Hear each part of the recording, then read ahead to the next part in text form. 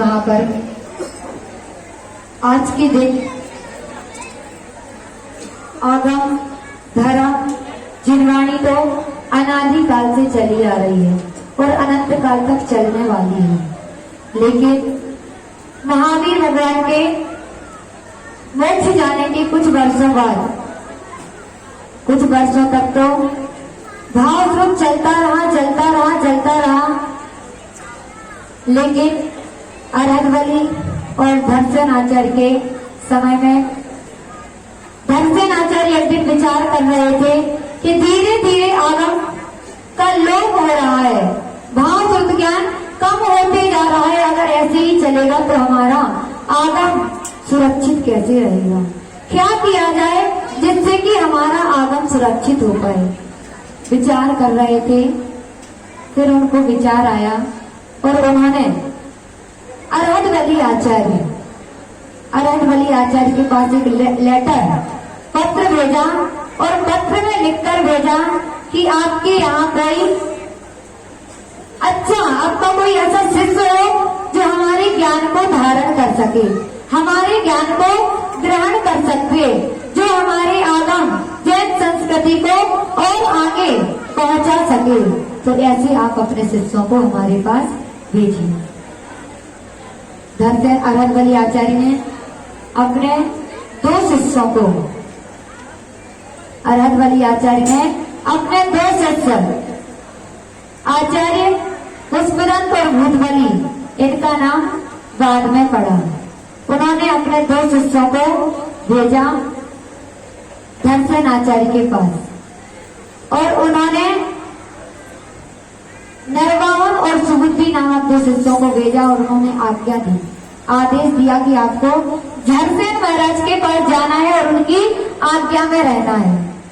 इधर धर्मसेन महाराज को दिन प्रतिदिन चिंता हो रही थी और रात की अंतिम पहर में उनको सपना आया कि हमारे पास दौड़ते हुए दो बैल आ रहे हैं।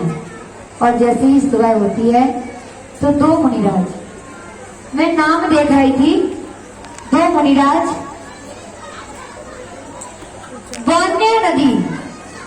वान्या नदी के तट तक आचार्य अरहदवली अपने दो शिष्यों को भेजने के लिए आए। कहाँ तक? वान्या नदी के तट। और वान्या नदी से दोनों शिष्यों ने विहार किया। कहाँ से? वान्या नदी से। वान्या नदी को पार करके दोनों मुनिराज पार करके आचार्य धर्मसेन के पास आए। और जैसे ही सुबह होती है तो अरहदवली आचार्य देखते हैं कि दो मुनिराज हमारे सामने और अपने स्वप्न का फल जान जाते हैं कि हमें जो स्वप्न आया था कि दो बैल दौड़ते हुए आ रहे हैं, और दो बैल मतलब दो मुनिराज। महाराज तो आ गए, अब महाराज की परीक्षा लेना है। इनमें योग्यता है, ये हमारा ज्ञान ग्रहण कर सकते हैं कि नहीं कर सकते हैं। ऐसा ना हो कि हमने इनको ज्ञान तो दे दिया, क्योंकि आज आपने देखा होगा कि बहुत सारे शिष्य जो गुरु ने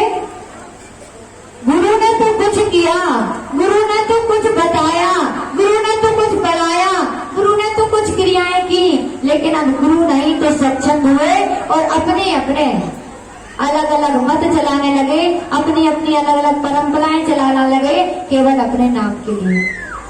तो अरहदवली आचार्य धर्मसेन आचार्य अंकों के ज्ञानी थे और धर्मसेन आचार्य को 2 अंक का ज्ञान था और वो जान गए कि ऐसा ना हो जाए कि हम इनको ज्ञान दे दें और ये ज्ञान का दुरुपयोग करें। तो इन्होंने क्या किया? परीक्षा ली और परीक्षा लेने के लिए दोनों महाराजों को एक एक मंत्र दे दिया और बोले मंत्र की साधना कीजिए। मंत्र की साधना के लिए गुफा में पहुंचे। मंत्र साधना करते उन्होंने मंत्रों की सिद्धि कर ली, लेकिन कैसे मंत्र? महाराज को तो परीक्षा लेनी थी, तो महाराज ने क्या किया? एक महाराज को एक अक्षर ज्यादा वाला मंत्र दे दिया, एक महाराज को एक अक्षर कम वाला मंत्र दे दिया। दोनों महाराजों ने मंत्रों की सिद्धि कर ली। सिद्धि तो हो गई, लेकिन मंत्र सिद्धि के बाद देवियां प्रसन्न हुई। एक महाराज के पास एक देवी की आंख फूटी ऐसी देवी उपस्थित होती है, दूसरे महाराज के पास एक देवी के 2 दांत आगे मुंह से बाहर निकले हुए।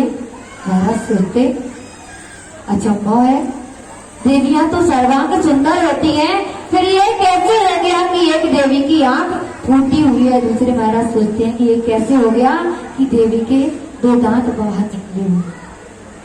बस क्या था, महाराज बहुत ही विद्वान थे, ज्ञानी थे, उन्होंने पुनः मंत्र देखा।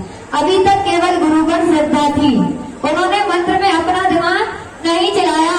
अभी जब माता जी महाराज जी मंत्र देते हैं तो पहले एक ओम, एक ह्रीम का मतलब, एक क्लीम का मतलब, लेकिन तब के साधु, तब के भक्त ऐसे नहीं होते थे। गुरुओं का श्रद्धा थी, मंत्र साधना को बैठ गए, लेकिन बाद में जब उठा के मंत्र देखते हैं तो सोचते हैं मंत्र में तो एक अक्षर कम और एक अक्षर ज्यादा है। अपने ज्ञान से मंत्र को शुद्ध बनाते हैं और शुद्ध बना के पुनः मंत्र साधना करने को बैठते हैं और मंत्र साधना करते हैं, एकाग्रता बनती है, मंत्र सिद्ध होता है, पुनः सर्वांग सुंदर देवियां आती हैं और बोलती हैं महाराज के चरणों में नमस्कार हो, बोलिए हम आपके लिए क्या कर सकते हैं। महाराज बोले हमारे गुरुदेव की आज्ञा थी, हमने मंत्र सिद्धि की, बाकी हमें आपसे कोई कार्य नहीं कराना है। गुरुदेव के पास जाते हैं, गुरुदेव समझ जाते हैं कि यह दोनों शिष्य सुबुद्ध हैं और उस दिन दोनों शिष्यों का नाम आचार्य, एक महाराज का नाम आचार्य पुष्पदन और दूसरे आचार्य का नाम आचार्य भूतबली नाम से संबोधित करते हैं। आचार्य अरहत बली महाराज, धरसेन महाराज अरहत बली महाराज के शिष्य थे, लेकिन अभी नया नामकरण किसने किया? आचार्य धरसेन जी महाराज ने। फिर उन्होंने मौखिक ज्ञान, उन्होंने अपना सारा ज्ञान जो उनको भाव शुद्ध विरासत में मिला था उनको पढ़ाया, समझाया विस्तार से, और फिर दोनों महाराज अलग अलग, एक जन तमिलनाडु साइड और दूसरे जन उत्तर साइड बिहार करते गए और आचार्य पुष्पदंत महाराज ने जीव स्थान नामक प्रथम सतखंडागम, मतलब सतखंडागम के 6 खंड हैं। जीव स्थान आदि महावंद तक क्षुद्रवंद, ऐसे 6 पार्ट हैं। बहुत समय कम है, इसलिए बहुत कम समय में बहुत कुछ बताना है। पूरा सतखंडागम का आपको समझाना है संक्षिप्त में। 6 भागों में 6 खंड सतखंडागम के हैं। पहला खंड जीव स्थान है। जीव स्थान की 177 सूत्र आचार्य पुष्पदंत महाराज ने लिखे, और जब यह सूत्र लिखे तो उन्होंने एक महाराज को दीक्षा दी।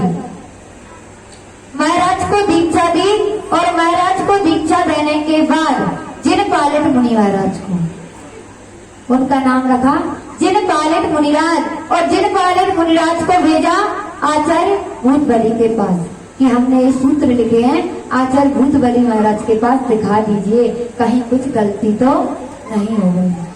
आचार्य भूतबली महाराज के पास सूत्र जाते हैं। महाराज अपने ज्ञान से समझ जाते हैं कि अभी पुष्पदंत महाराज की आयु ज्यादा नहीं है, तो अभी इसके आगे के जो भी सूत्र हैं, इसके आगे की जो भी खंड हमें लिखना पड़ेगा। तब तक आचार्य भूतबली ने सतखंडागम लिखना प्रारंभ नहीं किया था, केवल पुष्पदंत महाराज ने लिखा था। लेकिन भूतबली महाराज समझे कि अभी पुष्पदंत महाराज की आयु ज्यादा नहीं है, इसको पूर्ण हमें करना पड़ेगा, और भूतबली महाराज ने बाकी के टोटल सूत्र 6000 सूत्र दोनों के मिला के सतखंडागम के हुए। 6000 सूत्र लिखे गए, और जिस दिन यह ग्रंथ लिख के पूर्ण हुआ उस दिन श्रुत पंचमी महापर्व उस दिन से मनाया जाने लगा, क्योंकि यदि हमारे सामने कोई लिखित ग्रंथ आया है सर्वप्रथम तो सतखंडागम ग्रंथ हमारे सामने सर्वप्रथम आया है। लेकिन आचार्यों ने तो इतनी मेहनत करके ताड़ पत्र पर लिख के इतने सारे सूत्रों को हमारे लिए भेंट में दिया, हमारे लिए महान उपकार किए, और हम आज क्या कर रहे हैं हमें नहीं पता। इसलिए जिनवाणी बोली, जिनवाणी जिन देव से रो करे पुकार, हमें छोड़ से विपत गए कर कुपात्र आधार। समझ में आया? जिनवाणी जिन देव से, जिनवाणी भगवान से बोल रही है, पुकार कर रही है, हे भगवान आप तो चले गए, और हमें छोड़ गए कुपात्रों के हाथ में। जो कुपात्र हमें अपने अनुसार यूज कर रहे हैं, अपने अनुसार जो चाहे वह बोल रहे हैं। आज मोबाइल का जमाना आ गया। पहले दादा दादी प्रथमान योग पढ़ते थे और उसमें से बच्चों को, पोता पोतियों को कहानियां सुनाते थे। चरणानी योग, श्राद्धाचार आदि पढ़ते थे, तो उससे आप जानते थे कि आपको क्या करना है, क्या नहीं करना है। द्रव्यानी योग पढ़ते थे तो आप जानते थे कितने तत्व हैं, कितने द्रव्य हैं, कितने पदार्थ हैं। लेकिन आज जानने की किसी को आवश्यकता ही नहीं है। नहीं है ना आवश्यकता? नहीं है। क्यों? क्योंकि आज मोबाइल, दादा दादी बच्चों को कथा कहानी सुनाते नहीं, तो प्रथमानी योग साइड में रख दीजिए। यंग जनरेशन के पास देखें तो मोबाइल है, और बूढ़े दादा दादियों के पास देखें तो सीरियल, टीवी चला लो, सीरियल देखते हैं। और बेचारे शास्त्र रो रहे हैं, चित्कार रहे हैं, जिनेंद्र भगवान से पुकार कर रहे हैं कि हे जिनेंद्र देव, आप तो हमें छोड़ के चले गए, लेकिन हमें ऐसे लोगों के हाथ में दे गए कि हमें अपना अस्तित्व आगे दिखाई नहीं दे रहा है। विचार करिए आप, क्या दशा हो रही है। वो चिल्ला रही है, चीख रही है कि हे प्रभु, हमको डाल दिया कपाटों में, हमारी धूल साफ करने के लिए कोई नहीं है, और साल में एक दिन स्वत पंचमी आई तो इकट्ठे हो गए। तो इससे क्या मतलब है? गलत बोल रही क्या? बुरा लग रहा क्या? विचार करिए। क्यों लिखे आचार्यों ने शास्त्र? क्यों लिखी, क्यों की इतनी मेहनत? क्यों लिखा ये सतखंडागम ग्रंथ ताम्रपत्र पर? क्योंकि आज उपयोग नहीं है, आप लोगों को कोई कीमत नहीं है, आप लोगों को हमारे आगम की कोई वैल्यू नहीं है। ऐसे शास्त्र सड़ रहे हैं, दीमक लग रही है शास्त्रों में। घर में जगह नहीं तो भंगार वालों को जैन धर्म के शास्त्र बेचे जा रहे हैं। कैसे सद्बुद्धि आएगी? कैसे धर्म आगे बढ़ेगा? कैसे जैन समाज उन्नत होगी? बोलते हैं जैन समाज थोड़ी रह गई, थोड़ी रह गई, थोड़ी रह गई।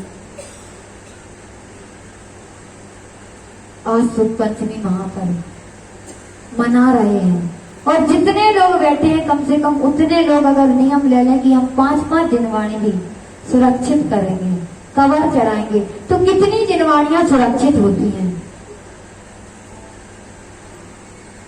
लेकिन किसी को क्या पड़ा है? सबको तो अपने घर की, अपने मोबाइल की। हमको एक जवाब दीजिए, आप मोबाइल से पूजन कर लो, मोबाइल से प्रतीकवाद कर लो, मोबाइल से पाठ पढ़ लो, मोबाइल से स्वाध्याय कर लो, मोबाइल के दर्शन भी कर लो, मोबाइल की परिक्रमा भी लगा लो। लगा सकते क्या? नहीं, लगा लो ना, उसका तो सब है। वर्तमान योग, करणानी योग, चरणानी योग, दिव्यान योग, तो रखो, नमस्कार भी कर लो उसको। नहीं कर सकते। जब इतना जानते हो कि नहीं कर सकते, तो इतना भी जान लो कि मोबाइल से पढ़ने में जितने कर्मों की निर्जरा होती है, शास्त्र से पढ़ने में उससे अनंतानंत गुणों कर्मों की निर्जरा। टाइम तो लिमिट है आपके पास, थोड़ा सा समय है। इससे अच्छा है कि उतने थोड़े से समय में बहुत सारा पुण्य कमाया जाए, और बहुत सारा पुण्य कमाना है तो शास्त्र खोल के पढ़ा जाए, ना कि सट करता है। हमें क्यों दे रहे हैं आपको? आपके मोबाइल में भी है, सब लोग गूगल पे देख लेना, सबके पास है, तो भी हम दे रहे हैं। क्यों?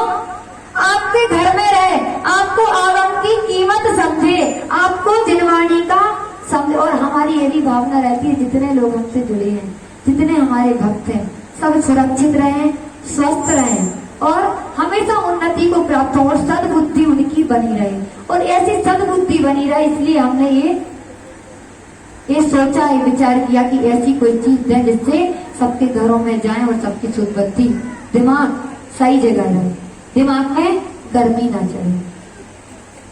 तो ऐसे सतखंडागम ग्रंथ को हमने ताम्रपत्र पर अंकित करा है। हमने कुछ भी नहीं किया है, सब गुरुओं का आदेश है। हम तो सोच भी नहीं सकते थे, लेकिन सभी जितने भी दान दाता हैं, जिनने भी हमको सहयोग किया, आज मैं खुले मन से बोलती हूँ, मैंने ऐसे माइक पे बोल के कभी नहीं बोला कि हमको शास्त्र के लिए दान दीजिए, हमें जरूरत है या हमें कम पड़ रहा हूँ। फिर भी सबने बहुत अच्छा सहयोग किया, बहुत सभी के लिए अंतः मन से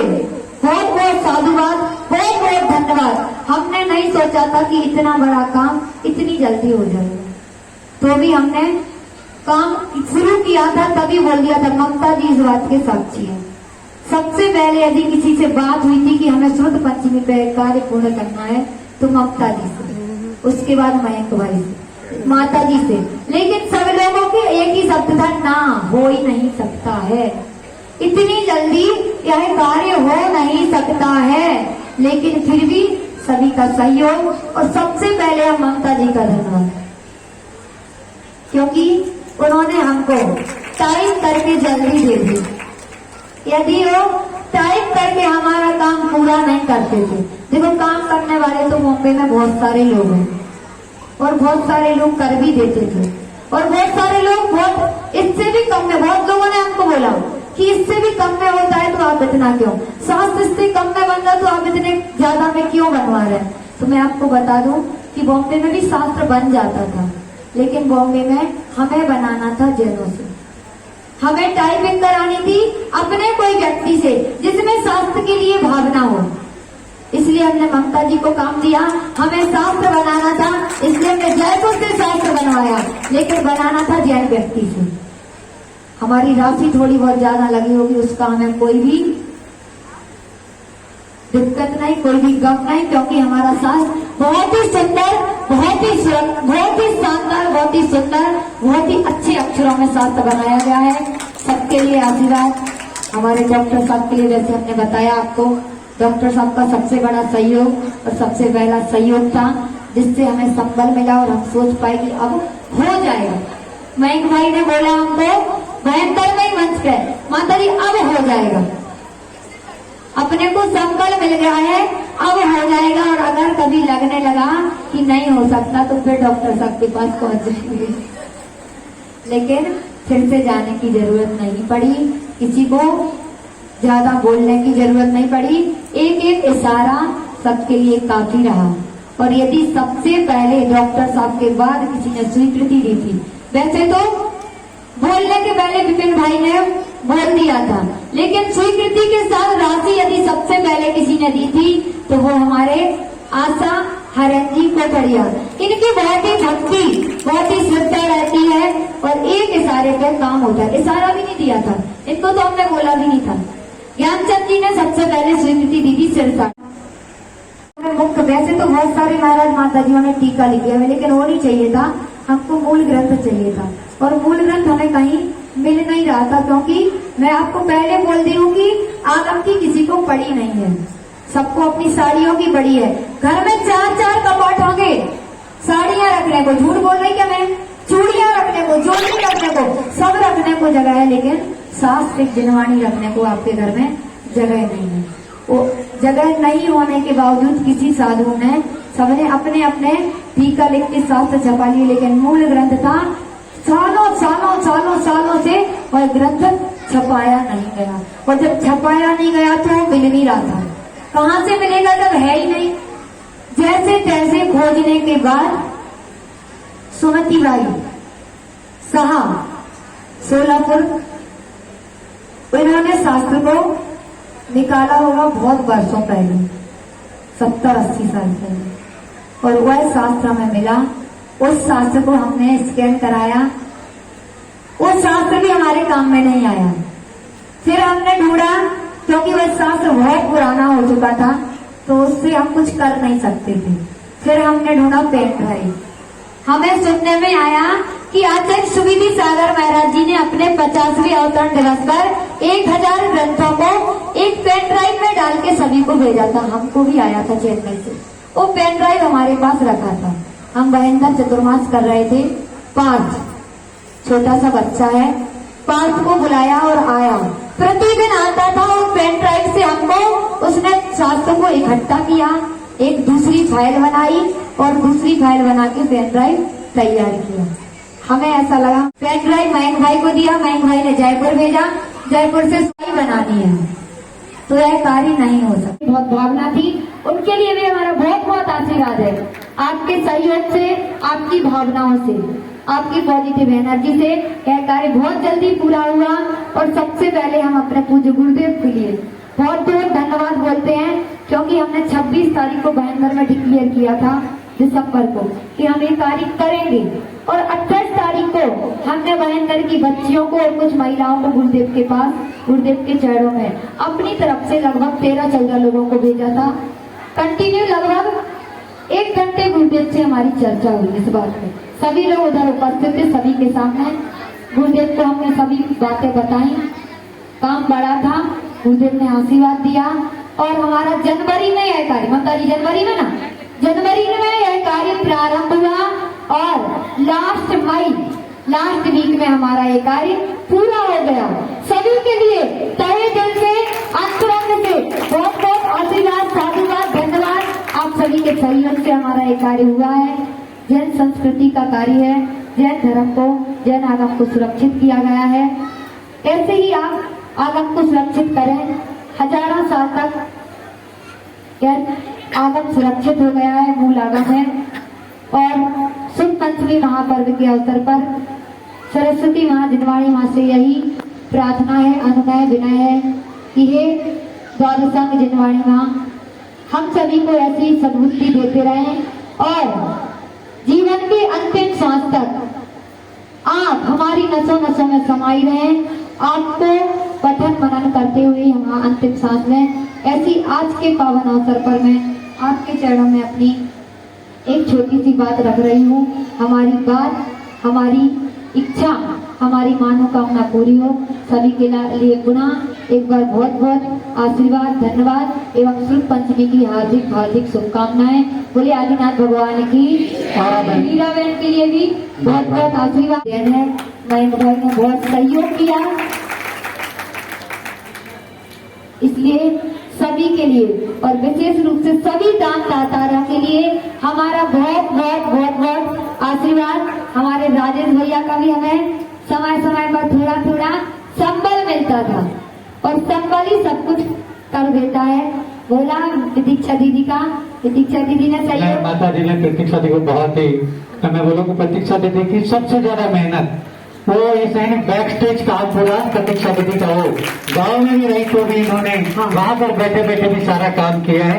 प्रतीक्षा दीदी के जोरदार तालियां। यदि यह बोला जाए कि 32 में से 32 शास्त्रों में हाथ किसी का लगा है तो वह हमारी प्रतीक्षा दीदी का। 32 में से 32 शास्त्रों में हाथ, क्योंकि उनके पहले ही, सबसे पहले उनके पास ही आता था, और फिर हमारे पास आता था, फिर उनके पास जाता था, फिर ममता जी के पास जाता था। इसलिए दीदी का भी बहुत सहयोग है, हर समय दीदी का सहयोग रहता है। हम अभी भी देख रहे थे, और किसी संघ की दीदी होती तो मंच पे बैठी रहती। सही बोल रही कि नहीं? बहुत संघों की दीदी है और बहुत संघों में ऐसा, लेकिन हमारी दीदी श्रीफल भी दे रही, दुपट्टा भी दे रही, अभिषेक की तैयारी भी कर रही, अभिषेक के लिए सबको हाथों में कलश भी दे रही, सफाई भी करवा रही। दीदी का बहुत बहुत धन्यवाद, आशीर्वाद, साधुवाद। बस आप ऐसे ही गुरुओं की भक्ति करते रहें, आपका स्वास्थ्य अच्छा रहे, ऐसा आपके लिए आशीर्वाद है। सभी भक्तों के लिए, जिन्होंने देखिए द्रव्य दिया है उनके लिए भी, जिन्होंने भावना भाई है माता जी का कार्य जल्दी हो जाए। बहुत सारे हमारे भक्त ऐसे भी बैठे हैं जो नहीं कर सकते थे, लेकिन उनकी अंतरंग से बहुत भावना थी, उनके लिए भी हमारा बहुत बहुत आशीर्वाद है।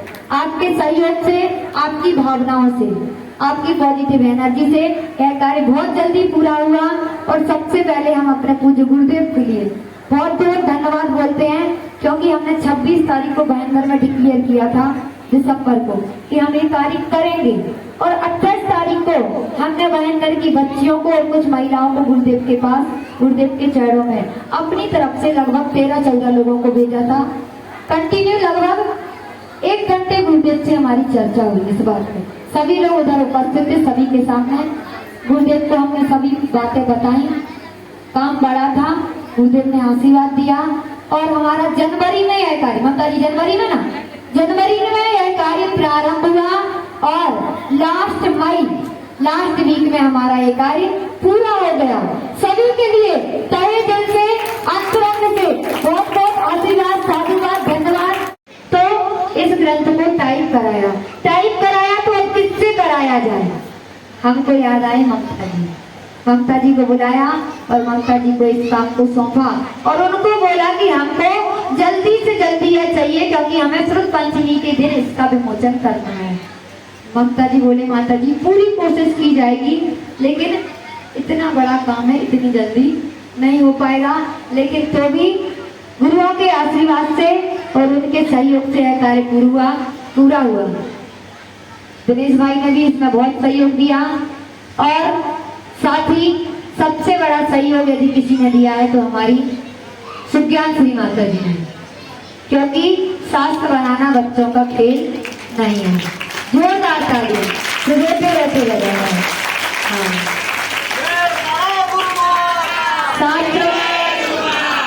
शास्त्र बनाना बच्चों का खेल नहीं है, और वो भी इतना बड़ा ग्रंथ, वो भी कॉपर पर। एक बार जो लिख गया तो लिख गया।